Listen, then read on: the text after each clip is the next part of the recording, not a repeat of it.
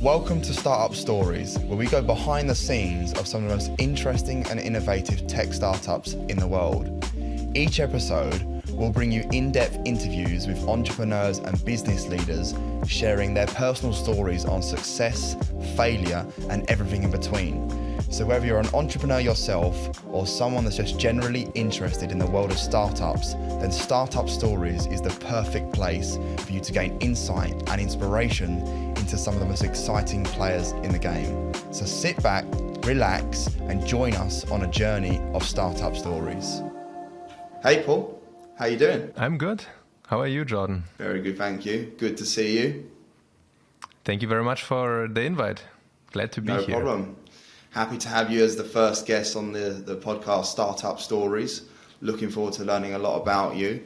For those that will be listening, could you introduce who you are, Paul? Yeah, sure. I'm from Berlin originally, and I was born here, and more or less all friends left someday in their time, but I stayed because a lot of beautiful people come and work and visit Berlin, so I got a lot of international contacts here.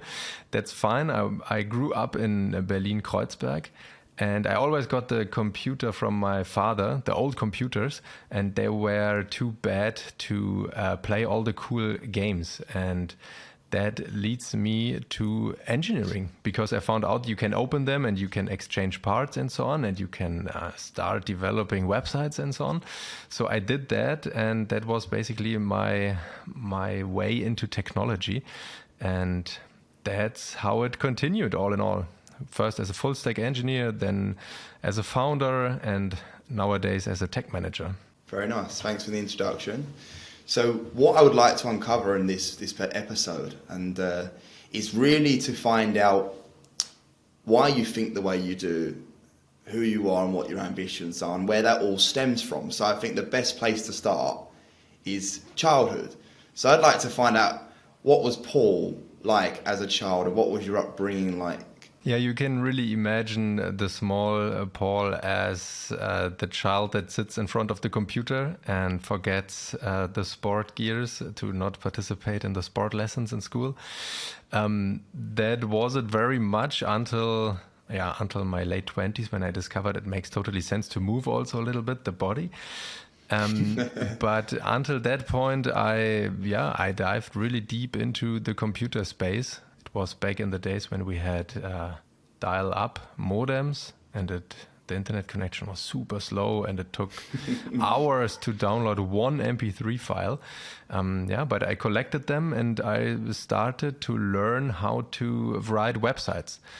And that leads me to the situation that I started to study computer science after school, because it was very logically. But the university was not the place where I felt very, very home. And so I dropped out soon and founded my first agency with two friends. One was doing server administration and the other one video production, and I was in web development. So we thought we build an agency and we do basically whatever you do if you say you know how to switch on a computer. And that leads me into the tech space, or the startup tech space. Nice. What age were you into computers? That was early, around 10 or 12. And is that something that just, you was being taught in school, or is it something you came across by chance, or? Yeah, no, it was my father who's very much into tech.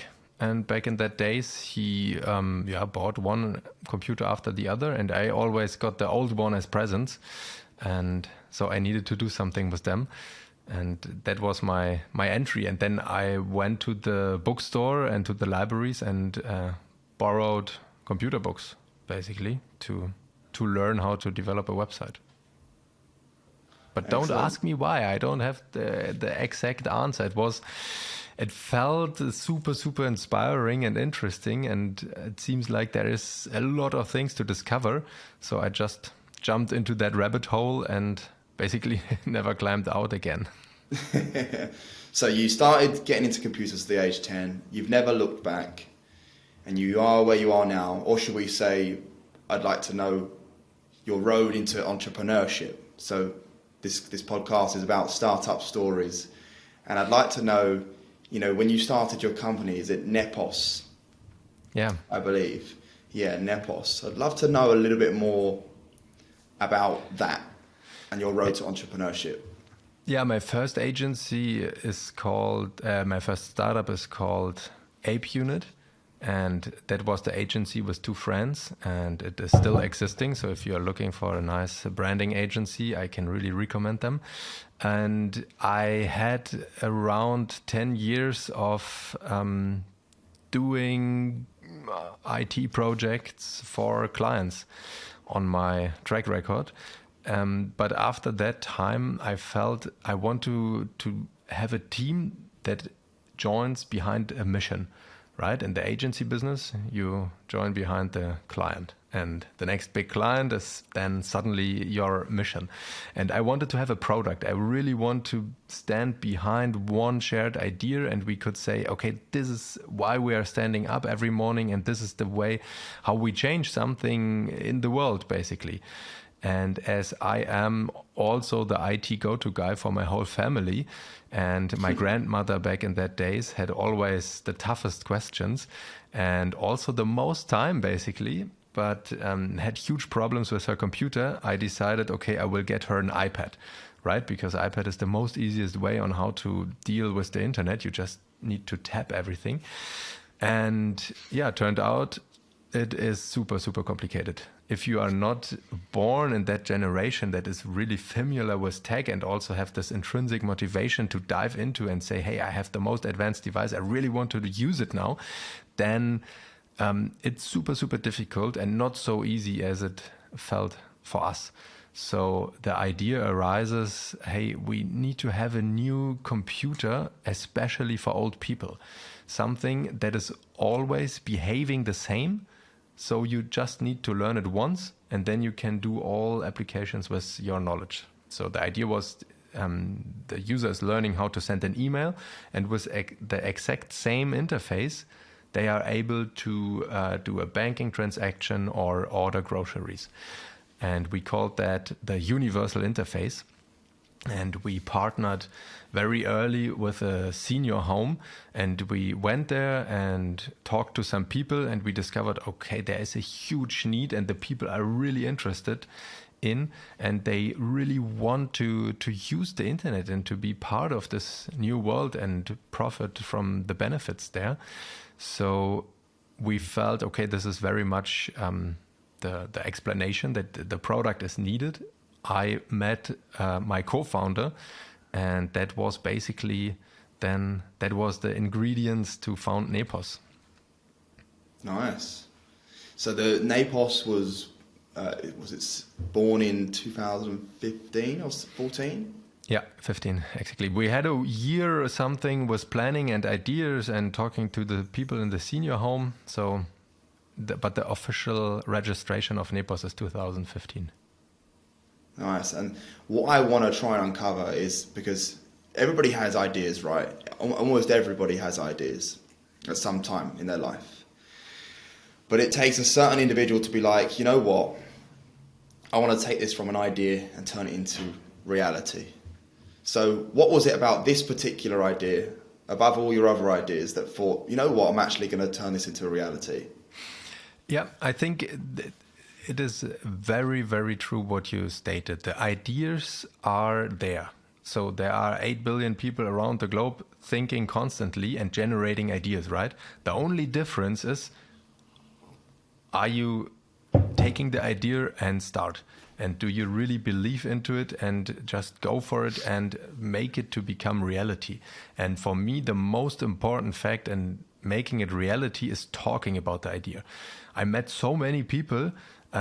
They asked me, hey, you are in the startup world. I also want to found a startup. How should I do it? And I ask, okay, what do you want to do? What's your idea? Sorry, I can't tell you because the idea is so great. If I tell the idea to you, you will directly copy it. And that's bullshit, right? If the idea is that great, hundreds of thousands of people will have them, and there are already for sure 10 to 100 teams working on that idea already. So if you go out and talk about your idea, the people who are all super busy and really not much are waiting to just get a random idea from somewhere, they will go and help you. And that's exactly how I met my co-founder, that I talked to more or less everyone I met. And then someone came back and said, hey, I met another guy who's also in that idea. Maybe you want to meet him. Turns out it was the best co-founder you can imagine. And we sit down, go to the notary and found the company. Nice. That made me think of a few things as you were talking there, because I'm trying to relate it to when I started a business, because I started my company from scratch with just an idea, so that it's all similar. Whilst we did different products and different businesses, it's the same principle. And when I put myself in your shoes, when I think about what I did, now I don't know if I would have started the business if it was just me. I think everything comes with an idea, circumstances, luck, situation, timing, all those sort of things. I thankfully had someone that also believed in the idea and was ready to jump in with me. Also, I have no children, so I have no responsibilities, no commitments or anything like that, so I could jump in and take the complete risk. So that's what I'm trying to ask you. So let's say, for example, you didn't bring on this co-founder and it was just you. Do you think you still would have gone ahead and done it regardless? Yeah, that's a good question. And I mean, co-founders, they bring also a risk, right? True. You meet people, you think, okay, we are the same and everything is fantastic. My first company I founded with two of my very best friends, and it turned out it was super complicated because we had this strong relationship and friendship, and it was hard to build a business relationship. So on the other hand, being alone is also tough, because finding a startup will bring you definitely into situations you've never been before. And if there is another person you can really talk to and you have absolutely no secrets or no need to play a game or a role or something, then that changes. So I would always think or recommend to find someone with additional skills, so not having exactly the same skills, and then sit together and listen to your heart. And if the heart is happy and saying yes, then go and try it. And make the contracts when you are in the honeymoon phase, right? So Absolutely. When you are really behind starting and everything is easy and you're pushing forward, take time to meet a lawyer, to talk about the complicated things that will happen, so you have a clear playbook of what will happen if the honeymoon phase is over. Yeah, I think I'm in complete agreement with you, and that's kind of why I went with a partner to start this business, because it is that second opinion. It is that yin and yang kind of situation, your strengths against their strengths, and it does complement each other quite well. And when I talk to people that have done it completely on their own, I absolutely admire them to be able to do that, because I do think you are a huge advantage if you've got that right-hand person beside you. So yeah, I agree with everything you said there. With regards to starting Nepos, what would you say in the initial stage was the hardest thing about starting up a company from scratch? So we were in a very luxury situation that we started as a product development back in a time where we found very nice business angels that supported our initial development phase. And my co-founder was responsible for all the shareholder management. So I had the nice situation that I really could focus on building the product. And yeah, then of course you need to find the right people. That was hard in the beginning. So after you you found the good people from your personal network, and you need to go one step further. That was definitely challenging. And so if I'm looking back, the biggest challenge was to identify what is the right scope of the product, right? You start, you read all the books and you listen to all the stories of the huge founders who their product serves millions of people. And then you're sitting there all alone or with 2 or 3 people and you say, okay, now we need to build a system that is able to handle 5 million people. And that's basically not true. So to decide on the minimum viable product and what is good enough to just go to the next step, that is super hard if you are so inside the product development phase, to say, okay, let's stop on the 3rd and 4th design iteration and just go out and get user feedback and ask someone if they would pay for it, because most likely the answer is no. until you find really the sweet spot. And you don't find it with the very best design in the first step. Yeah, of course. And just resonate with what you're saying. When you're very much honed in on your own product, it's very hard to see what's wrong with it, because you naturally want to be optimistic about your own product. You naturally want it to just work straight away. But reflection and getting opinions and seeing if users would actually buy is an excellent way to see if that product will work for you.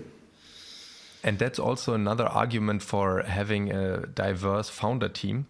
So ideally you have someone who's really into the details and really want to just work on it, and another person who's saying, okay, we stop at that point and push it out, and we see how the users are reacting to it.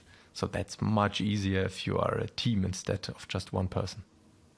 Yeah, and ultimately the user is the right person in the situation, because ultimately they're the ones buying it. No matter how good you think it is, it's about how many people are going to buy this, and on average, do they like it or not you.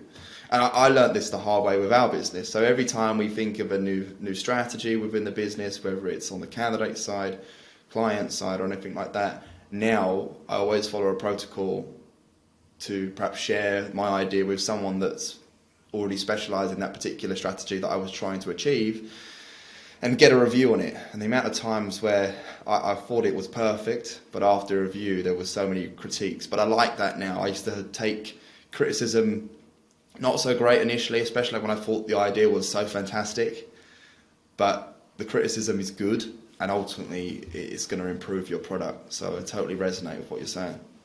Yeah, but it's also very hard to accept that critic, right? And to exposure your baby, basically. You worked so hard for it, or you put so much brain power in it to create the concept, and then show it to someone out of the industry, and they just have a lot of remarks and hints. And how do you manage it to take then this input serious, right? It's so easy to say, yeah, come on, this random guy has no clue about it, and they don't understand what I explained in detail because they were not listening exactly. So do you have any kind of mindset shift to accept that? Yeah, and the reason why the person you're sending it to is a better critic for feedback is because their emotions are taken out of the equation, right? Whereas you're so heavily invested in it, you're not going to really take the blinkers off and actually look at it from a business point of view or a user's interaction point of view and things like that. So yeah, I feel like that's definitely been a turning point in our business as we've evolved. It's taking criticism well, not taking it to heart, not taking it personally, and most of the time these people just want to help you. So it's really good stuff. So you with Nepos, you went for 7.5 years strong, was that right? Yeah, roughly. So Yeah. we raised all in all nearly 5 million euros of capital, and we scaled the team up to 40 people. We extended the initial idea of the universal interface into building our own tablet. So we had a hardware development team, and they built a tablet computer based on a system, on a module. We had an employee in China, in Shenzhen, who we visited, and we found the right producer and manufacturers and so on. And then we run into the problem that we were not able to raise money again to produce the first 5,000 devices. So we were at 90%, but we were not able to explain why this is needed right now. For sure, we also did some mistakes on the way. That's something you have to do and you learn out of it. But in the conclusion, we took the hard step and reduced the team, and we switched the approach from hardware and software into software only, and reduced the team from 40 back to 10 people, and launched it together with a bank and a famous newspaper here in Germany. And that was the software only approach that lasts a little bit longer. But in the end, for me personally, after spending 5 years every 3 minutes, I lost a little bit the power of pushing forward the software only approach. So that's why I stepped out from my operational roles after 5 years. But Nepos, the company, is still existing, and the mission behind it is still so important and so valuable. From day one on, they told us, okay, there will come someone and build exactly that within the next year. That's so obvious.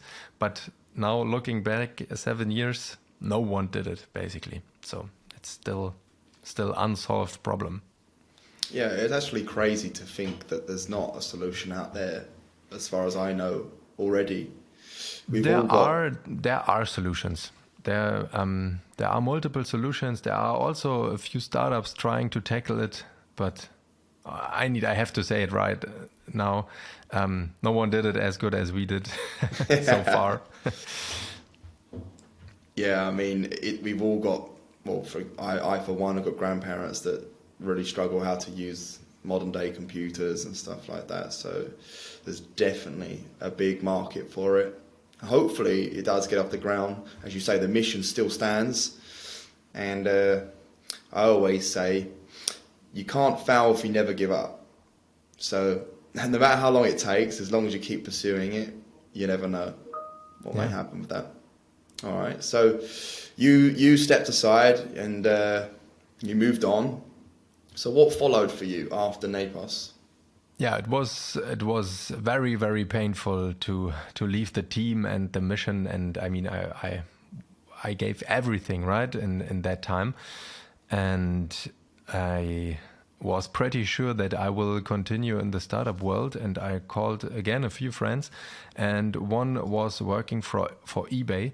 And I thought it's a good idea to convince him to maybe step out of the big corporate and found something new with me. But he convinced me to join eBay, basically, and to lead an incubation project that was meant as a speedboat next to the big ship. And I had the pleasure to join the big tech corporates and feel how it is to not be a startup, basically. And I did that the last 2 years, and it was super, super inspiring and insightful time. And we had a great success with starting in a very small team of 2 people. And then when I left end of last year, it were around 100 people, and we acquired another company in between. So that was a crazy ride and super interesting. But it also showed me that in a company with around 600 people, I have other strengths from my startup experience. I'm really moving into different parts, and I want to connect everything with tech, because we are building tech platforms, right, more or less. Mm-hmm. So that really should be the basement of everything. And with around that hundreds of other people, it was difficult for me. So I decided to join a smaller company right now, beginning of this year, and now I'm the head of technology and innovation for the XU group. Nice. So I've obviously looked at your career history and I have it here next to me. Why, I'm really intrigued to know why you're wired in the way you are, in the sense that you clearly like that startup atmosphere, whether it's your own startup or in a startup. What is it about a startup that appeals to you so much in comparison to, let's say, a corporate organization that has everything sweet already, ready for you to join? Yeah, the startup is basically yours, right? And we as human, we know how the things are working or how they should work, and taking the chance and see if you have the right view on things is, for me, super fulfilling. And I love to jump into challenges and into new situations and see how far it goes. And I really made the experience that the people are helpful and friendly. And if you talk openly about your needs and you're expecting the best, and most of the people support you on that way. And this is fantastic, because if you come into a situation and you say, we are a small team, we have the startup, we try to achieve this and that, and then the situation is completely different to, hey, I'm working at a big corporate as a tech manager, and everyone is thinking, okay, they have money like crazy, no need to go into details. That was how I experienced it so far, and that motivates me very much. And if you see that something is not working, you just go and change it. You sit together on a table and you say, okay, obviously that's not the right way. Let's try something different. And yeah, it's exciting. So you enjoy risk, would you say? Yeah, for me, this is a point I really thought about, because some people tell me I don't have some risk assessment, because for me it does not feel very risky. So, I mean, I know a lot of things in tech, and it would always be easy until the AI is taking all our jobs. It is easy to find a tech job, right? So for me, it's the chance is much bigger, and the risk is super low in trying to take your own way. Yeah, I mean, yeah, I'd agree with that with yourself, because especially the position you are in and the knowledge that you have, if you needed to really go back and, let's say, I don't know, join a corporate company where there's very little risk and everything is set in stone, that wouldn't be hard for you to find a position like that. I mean, I know that from we've spoken previously, you have children, so even having children and stuff like that, is there no element of worry about going into a startup or starting a startup, even though you've got so many responsibilities? Yeah, of course, I am father now of 3 daughters, and I'm also sitting in the room of my twin daughters. Yeah, that changed, of course, and I really want to be part of their life too. But I'm totally convinced that you can create something with a fair amount of time.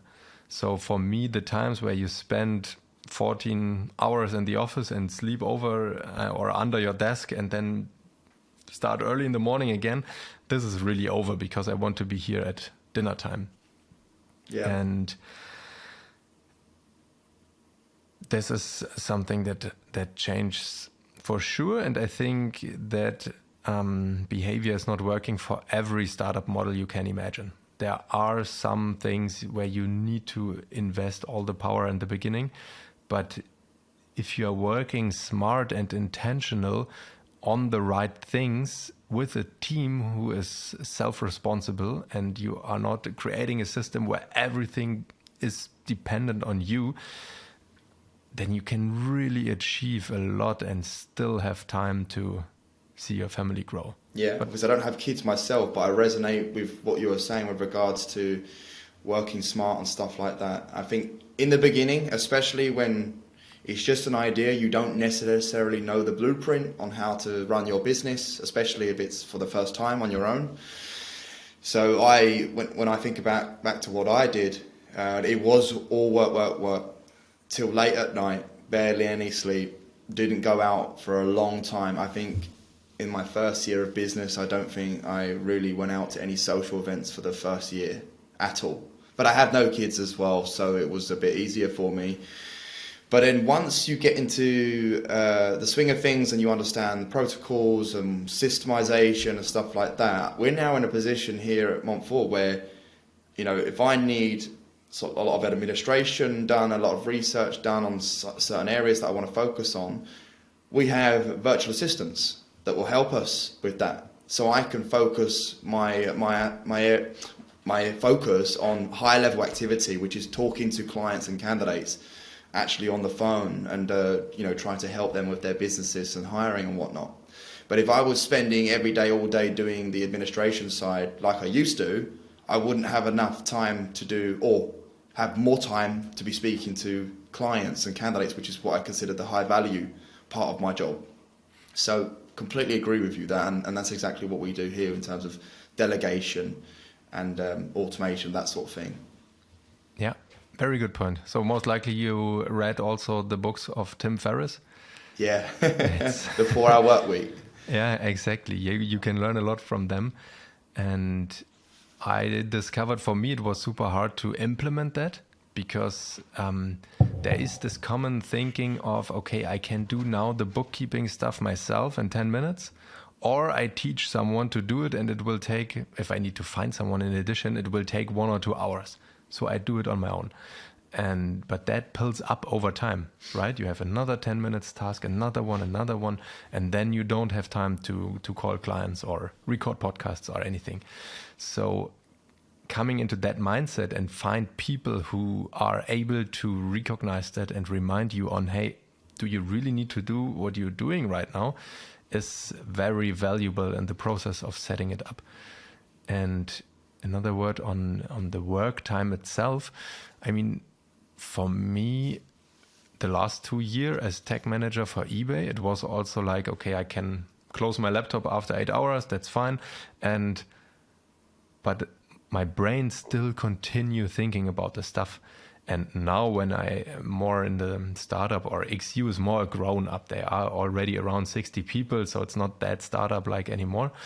But I really enjoy thinking about the tasks. I love to bring the kids to bed and sitting next to their bed, seeing how they fall to sleep. And while they're thinking on how I can structure the next meeting, it does not feel like work. It feels like a super nice brain exercises, basically. Yeah.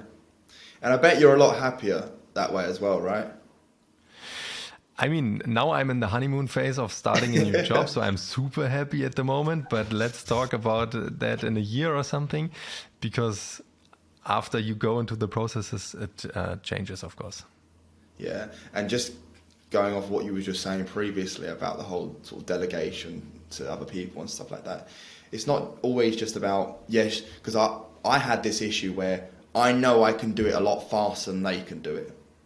But I realize it's not all about that. It's about energy levels as well. So whilst it might take me 10 minutes and it take them an hour, I'm still using my energy, brain power and stuff like that to do that task. And we don't think that if it's a mental energy, we think it won't affect us because we're not physically doing something.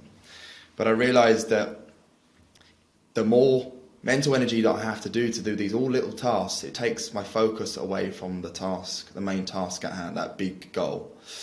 So I don't know if you've ever heard of the book called Eat That Frog. I heard the title, yes. Yeah, it's a great book. I love it. It's one of my favorite books about just tackling the most important task of the day. I usually do that first thing, get that done. And as I say, the tasks that are not as high level or high value, then I delegate that, even though I could probably do it quicker than the person doing it. But it takes that mental energy away from me so that someone else can do it, so it doesn't stop me from being high value in that task that I was doing. So yeah, definitely to recognize that, and also to take that into active consideration, to say, hey, I'm now free of the bookkeeping stuff. Now I have time for something else, more mental capacity to think about the strategy or something. And yeah, it's a progress to learn that and to accept it. Exactly. Totally agree with you. So talk to me about then, so you've joined this new company, XU Group, as your head of technology and innovation this year. Sounds really cool. Had a little look into the group. So talk to me about XU Group. Yeah, it's very interesting. They started as a university, basically, and educating people in e-mobility, digitalization, and sustainability. And something like a year ago, they decided to focus on the B2B approach only. And they sold the university part and now offering a learning experience system to corporate customers. So we know that we need to move the world basically forward in that mega trends of e-mobility, digitalization, and sustainability. And to move something, you need to have knowledge. And we provide now the knowledge tools. And what really makes a difference is that we not only a tech platform where you can learn basically everything. We have the domain experts and the domain knowledge about the trends. So we can give both hand in hand, the content and the tech platform. And I think that is a very, very nice offer. And it's still in the beginning, because even though there is already a very successful learning platform in place, also the way how we are learning and how we are interacting with content is really changing. So I'm very happy that I have the honor to support now the internal tech team to move the platform forward, but also take a look into innovations like AI or multi-device learning or reverse learning. I learn also a lot of new words here. That's very inspiring. But yeah, it was basically the theme of my life to continuously learn and dig into new topics, and building now a platform to support people on that is really fulfilling. So that's a very great task I am on at the moment. And we're also looking for another senior engineer. If you're familiar with Node.js, and at the moment it's hosted in the Azure Microsoft Cloud, and we're using Angular in the front end. So if you resonate with that technology or you want to teach us how to change it, then get in contact with me. The good news is that is very much our specialization and has been for a very long time. You've been brought in to move the tech platform forward, as you say, and work on innovations as well and stuff like that. Now, going into this position, do you, for yourself, what are your goals and ambitions for the business? Yeah. I'm super happy now that I have decided for myself that my strength is in product and technology, and not as always in the last 15 years in doing basically everything. So I feel very comfortable in focusing on creating a team that is enabled to build a straightforward platform.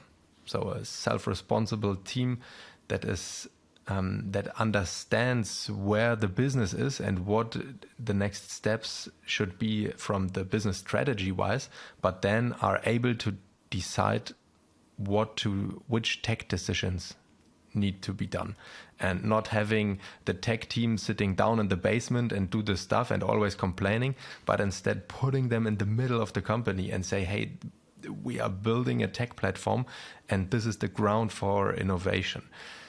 This is my goal, and yeah, I want to achieve it through, first of all, great teamwork and a very open and transparent communication pattern. And I am totally believe that if you find the right way on how to talk about things, you can literally achieve everything. Love to hear that. I'm really excited to see your journey over the next 6 to 12 months on how you progress within XU. I know that obviously we'll be keeping in contact anyway, so it'd be good to hear your progress throughout the year. Hopefully 2023 is a really good one for you. I'd love to also understand your personal motivators. What motivates Paul besides XU? Just so you as an individual, what motivates you to get out of bed in the morning, do what you do?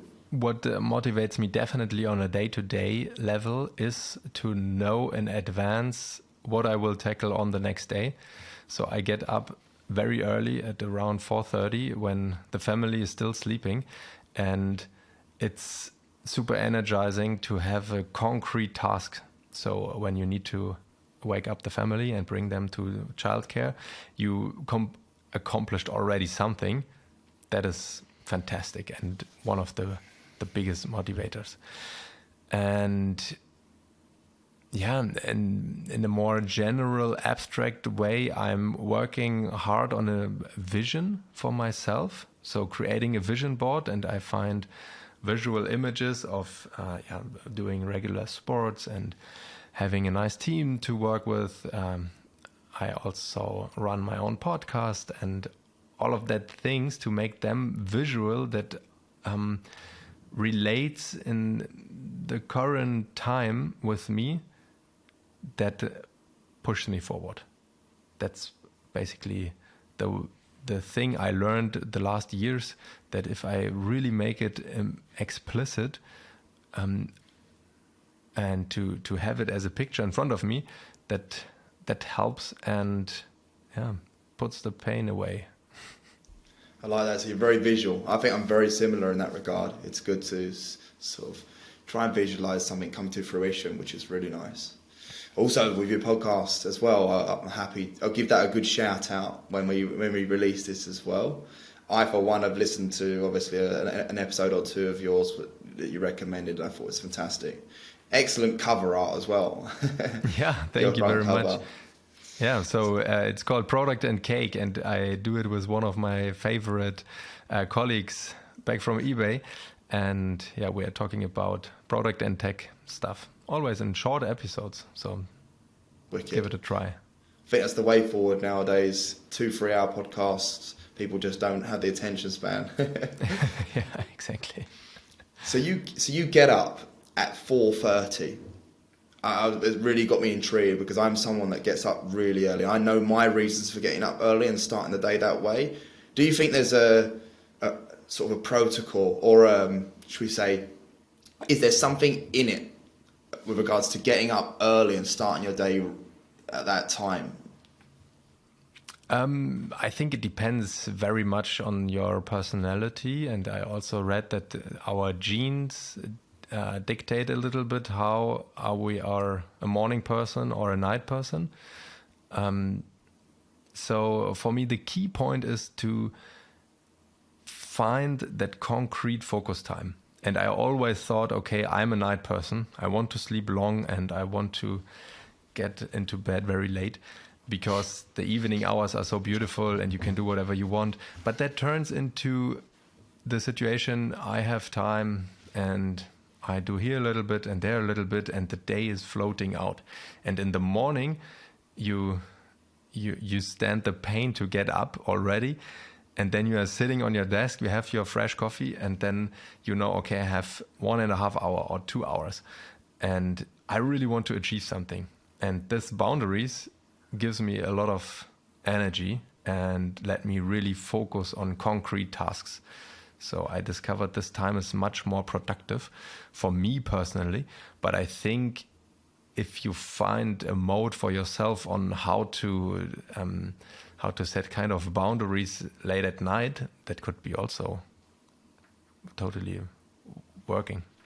Yeah, I like that. I really do believe that you need to sort of trial and error a few things to find out what works for you. I mean, I'm 29 now, and it's taken me 29 years to work out what's the perfect protocol for me. And I, similar to you, have always been someone that's got up really early, or been a morning person, should we say.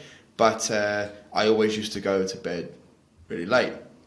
So I made it my mission to, good sleep is it sort of translates to your happiness, right? So I didn't realize this from a young age, and I guess you don't really know until you grow up, a bit more wiser, more educated on the situation. And now I'm a bit like a grandpa. I'm in bed by around 8:30, ideally asleep by 9:30, but then I'm waking up at like 5:30, and I'm so much more energized. And thanks to you, I have the Aura ring now to see how good my sleep actually is, what a fantastic addition.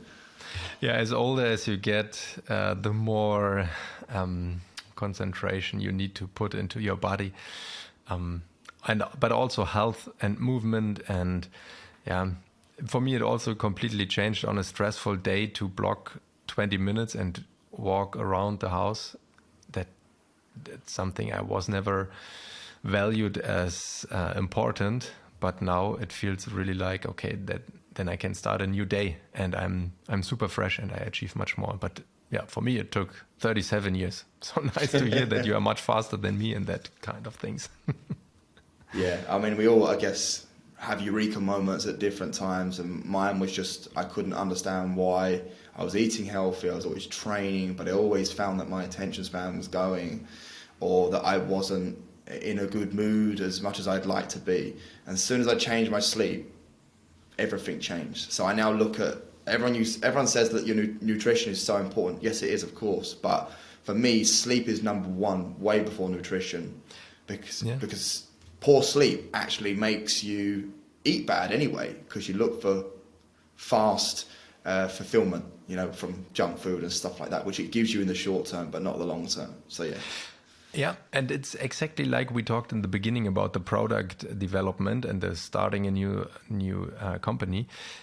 You need to find ways on how to discover the things, right? It's easy to listen to it in a podcast or to read a book about it, and maybe it gives you the first glimpse. But having a person that tells you, hey, look at these and that patterns that are there, and here's a suggestion on how to change it, that makes a complete difference or at least for me, it was a complete difference when I worked with a biohacking coach 3 years ago to find out these patterns and to find out why I feel so demotivated from time to time or so super sleepy. And whatever he told me, I heard already somewhere, and I thought, okay, that's super logically. I could also watch some YouTube videos and find it. But it's a difference. If you have a one-on-one call or even a face-to-face meeting, then it resonates differently and it pushes you forward much, much faster. Yeah, completely agree. And it sort of gave me sort of thoughts about what I do as well. Like over the last few years, I always tried to do everything myself.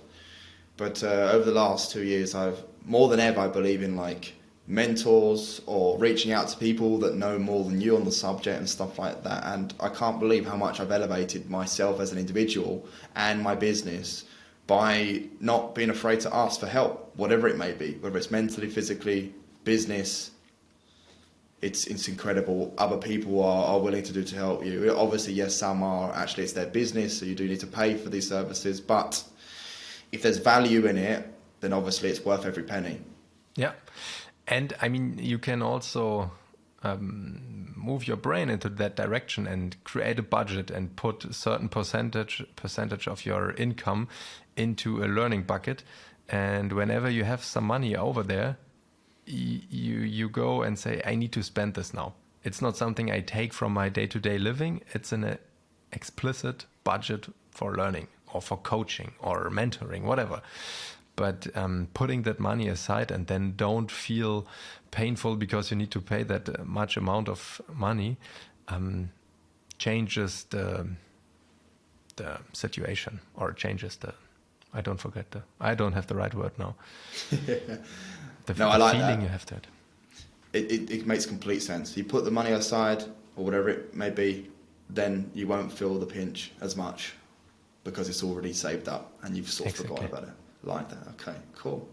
Well, to wrap it up, Paul, could you tell me what is the most important lesson that you have learned throughout your entrepreneurial or startup life? Okay, now let's go into the second hour of that podcast. I prepared already a very long list. No, just joking. And we already, I think, meant a few very important things. For me, business-wise or startup-wise, it's definitely to focus on building fans in the early days. So instead of thinking, how can we reach millions of people from certain target groups, or even worse, to say, hey, our product is basically for everyone, concentrate on fans. we did that at Nepos in the very early days when we cooperated with the senior home, and the people are still using our early prototypes, and they sharing our mission, and they stand really behind the idea and the company. And this is super valuable. And if you can convince and build fans for maybe 100 fans, that's a much, much more valuable than 1,000 users that registered because you had a catchy copy AI phrase. Another thing, I was trapped a long time, and I heard that advice popping up everywhere in the last months, is do things that don't scale. We really tried hard to build systems, for example, customer support that would be able to handle thousands of calls. And in the end, no one called. And just saying, hey, here's a number and let's see who's calling. And then too much people start to call, then you solve the problem. And when you think about new ideas, go out, make them manually, hire a virtual assistant, hire your friends, whatever, put in manual work to make it work and to prove that this is the right way, then raise the money and you can build the super awesome automated tech platform, whatever. Like it. Well, thank you, Paul. Really appreciate your time. Great to learn all about you. I actually like to leave my podcast with a very interesting ending. So when I have my next guest, I like to ask them a question at the end, completely anonymous. So the question, I'd like you to give me a question that you would like me to ask the next guest, but they won't know who it's come from. Okay, so I mean, what I really appreciate, and I want to have a question that goes behind the normal shiny surface of the startup world, right? If you meet someone at an event, everything is great and everyone is super happy, and in the end you feel bad because it seems like in the startups of everyone else, everything runs fantastic. So maybe the question could be, what was the worst business decision or the worst business situation you faced in the last 3 months? What was the worst business decision you faced in the last 3 months? Yeah, you are free to rephrase it in proper It's a great English. question. But yeah, and maybe what was the situation and how do you tackle it? How you tackled it? I want to get an idea about what really, or I want to share the information that it is hard for everyone. It's not just you who is suffering on all the startup stuff. Basically everyone is doing, but we have a huge industry of social media and press release to make a big layer on top that looks great. So I really like that. I wanted to do that because I know it was on the spot, but it was raw. So what was the worst business situation you faced in the last 3 months and how you tackled it? So that will be asked to the next guest. They won't know who it's come from. And then I'll let you know what their answer was. Great. Thank you. And then I just want to end up with one recommendation. I recently read the book Humankind, A Hopeful History from Rutger Bregman, a Dutch historian, and he analyzed our society basically. And he shows that what we think about how people are living together is completely different to the reality and also to what research shows. So this book was so fantastic, and you find an audiobook version on Spotify on it and other streaming platforms, or buy the book. For me, it really gave me back hope for humans, and that feels really relieving, and I want to recommend it.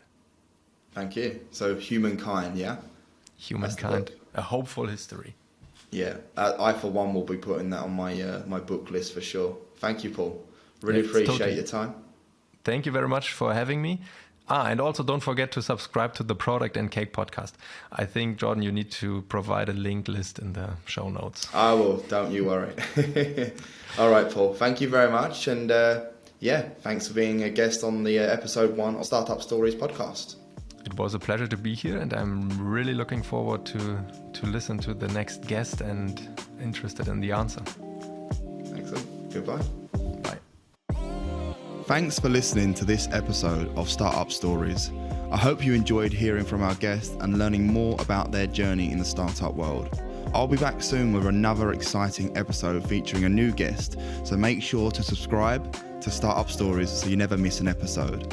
Also, don't forget to follow me on social media for updates and additional content. And if you have any suggestions for guests or topics you'd like to hear about, please reach out to me. And as always, I appreciate your support and feedback. Thanks for listening, and I'll see you next time.